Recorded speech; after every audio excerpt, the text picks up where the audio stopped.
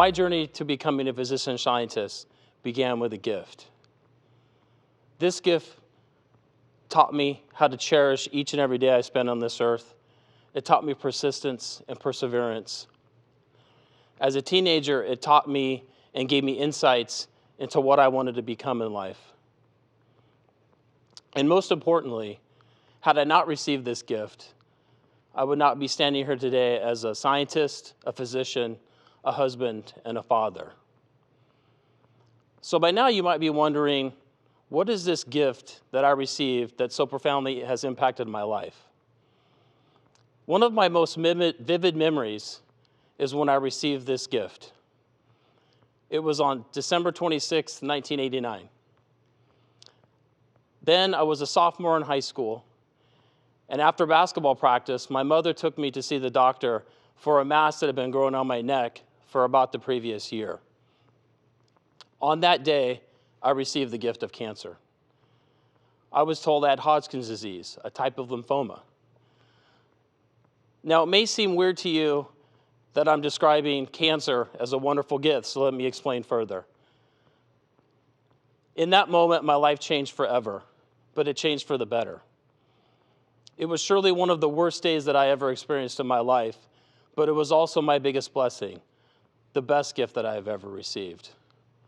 What I have learned as a cancer patient and survivor has profoundly impacted my life in positive ways. In the beginning, there were several difficult periods of going through treatment.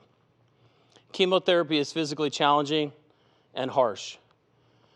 I suffered through intense vomiting and nausea and lost almost 70 pounds of weight. At one point, I didn't eat anything by mouth for 3 months and survived solely on intravenous nutrition. But ultimately, I survived.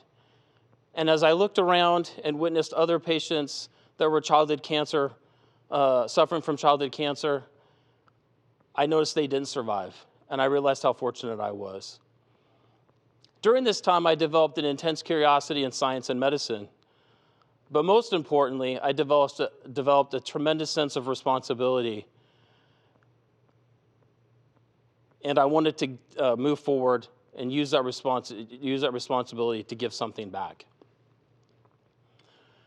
Now, once I finished my treatments, what I did not know was that cancer was a gift that keeps on giving. As I moved through college, medical school, and postgraduate training, I developed numerous health complications that were a result of my successful cancer treatments.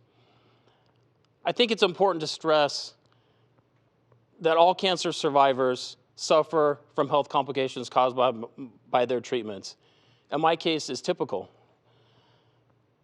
I suffer from a non-functioning thyroid gland because of the radiation I received to my neck. I've had several skin cancers removed off my back. I have scarred lungs, and in 2 instances, I've spent prolonged admissions to the intensive care unit for pneumonia. In my mid-30s, I developed severe heart disease and underwent open heart surgery to replace my aortic valve and to bypass 3 coronary arteries that were 95% blocked. I've suffered a mild stroke and developed diabetes. All of these health complications were the direct result of the chemotherapy and radiation I received as a teenager.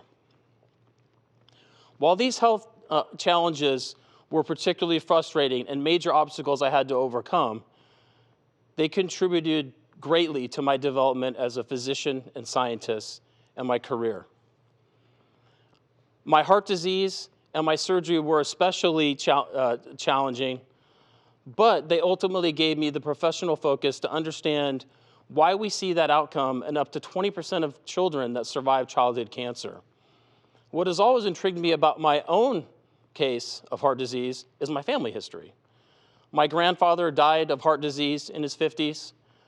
My father developed heart disease in his 50s and underwent successful open heart surgery. All this suggests a heritable contribution to my heart disease. Did radiation and chemotherapy simply accelerate a process that was my program health destiny? It is these types of questions that I constantly asked myself as I began my lab career. And with that career, I began to focus on establishing animal models with relevance to the health complications seen in childhood cancer survivors.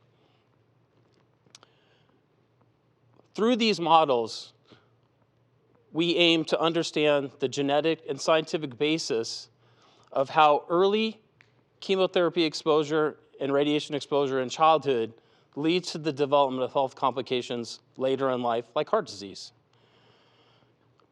In our lab, we have two main questions that we're focused on. First, what are the heritable factors that contribute to the elevated risk of heart disease seen in childhood cancer survivors? And secondly, what are the mechanisms by which chemotherapy and radiation damage cells in the heart and lead to cardiac dysfunction?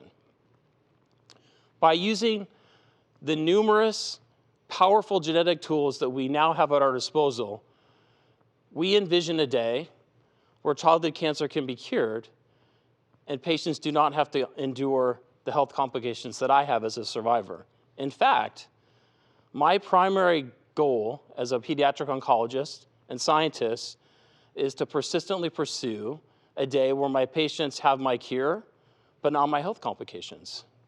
Now that would be a perfect gift. Thank you.